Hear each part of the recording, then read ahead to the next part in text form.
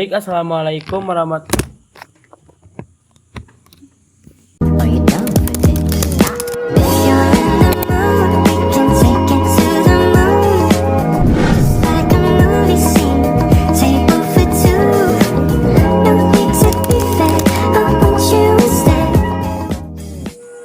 Dah on nih. Bismillahirrahmanirrahim. Assalamualaikum warahmatullahi wabarakatuh. Halo semuanya, perkenalkan nama saya Sahrul Iksan. Saya dari TBI 1 semester 1 dengan NIM 0304242041. Selamat datang di video pembelajaran kali ini. Saya akan membahas tentang paragraf, salah satu elemen paling penting di dalam dunia tulis menulis. Langsung saja kita cek it out. Dalam video ini kita akan mempelajari tentang satu, pengertian paragraf, yang kedua itu adalah struktur paragraf, dan yang ketiga adalah apa sih fungsi paragraf? Jadi materi pertama itu kan ada pengertian paragraf. Saya akan membaginya menjadi dua, yaitu apa sih pengertian paragraf itu, dan yang kedua siapa sih penemu paragraf itu. Oke, langsung saja kita simak cekidot. Apa sih itu paragraf?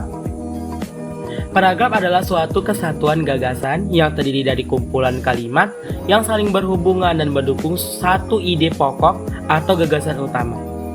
Dalam sebuah paragraf terdapat kalimat utama yang menjadi inti pembahasan dan kalimat-kalimat penjelas yang memberikan rincian, contoh, atau penjelasan tambahan tentang ide utama tersebut.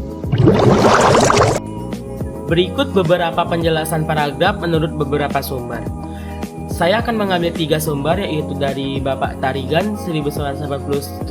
Dia berkata, paragraf adalah satuan bahasa yang terdiri dari beberapa kalimat yang dirangkai secara logis dan sistematis sehingga membentuk satu kesatuan pikiran yang utuh dan padu.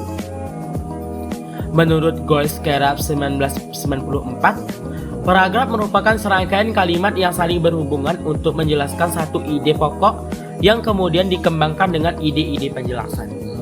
Menurut Widaya Marta 1990, paragraf adalah satu kesatuan pikiran yang dituangkan dalam bentuk tulisan. Paragraf mengandung ide pokok yang menjadi inti bahasan dan diikuti dengan kalimat-kalimat penjelas. Dari beberapa definisi tersebut, paragraf dapat dipahami sebagai bagian penting dalam sebuah teks yang berfungsi untuk menyampaikan satu gagasan secara terstruktur dan terorganisasi dengan baik. Siapa sih penemu pertama paragraf menurut Islam dan menurut ilmuwan Eropa? Menurut Islam, dalam tradisi Islam, paragraf tidak disebut secara eksplisit, tetapi struktur tulisan dalam teks-teks Islam menunjukkan pola perorganisasian ide yang serupa.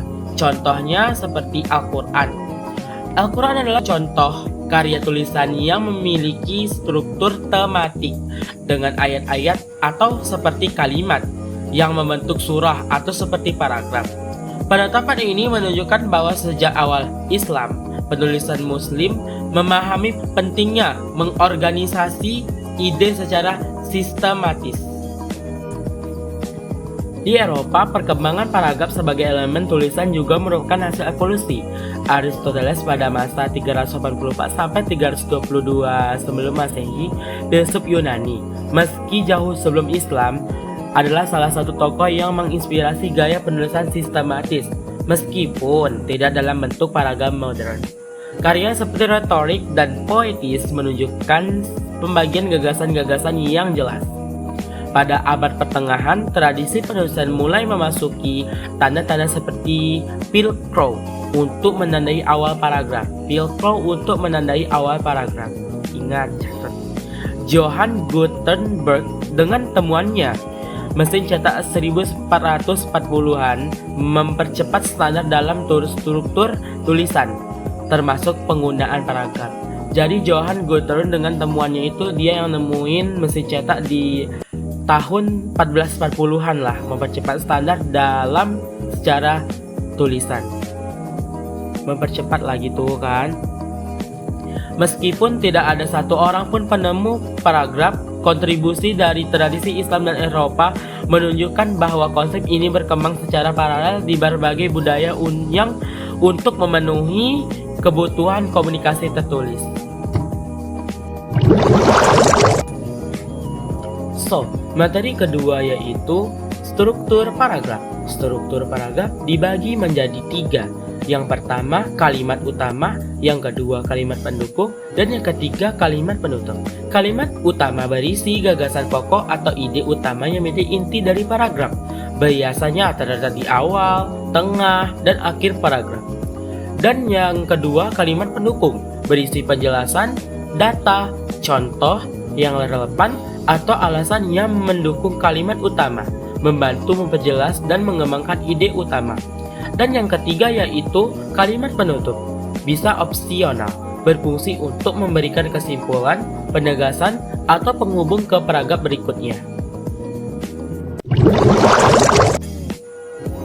So, the last materi yaitu fungsi paragraf. Fungsi paragraf dibagi menjadi 5, yaitu yang pertama menyampaikan gagasan, yang kedua memisah topik, dan yang ketiga menjelaskan ide, yang keempat membantu transisi, yang kelima memperindah teks. Yang pertama menyampaikan gagasan menggunakan ide utama secara terfokus, dan yang kedua memisahkan topik, mempermudah pembaca memahami perubahan dan pengertian ide, dan yang ketiga menjelaskan ide, memberikan detail, contoh atau argumen pendukung, dan yang keempat membuat transisi, menghubungkan satu ide dengan ide lainnya agar alur tulisan mengalir. Nomor 5 yaitu memperindah teks, membuat tulisan lebih struktur dan lebih nyaman dibaca. Berikut adalah fungsi ini menjadikan paragraf sebagai elemen penting dalam komunikasi tertulis.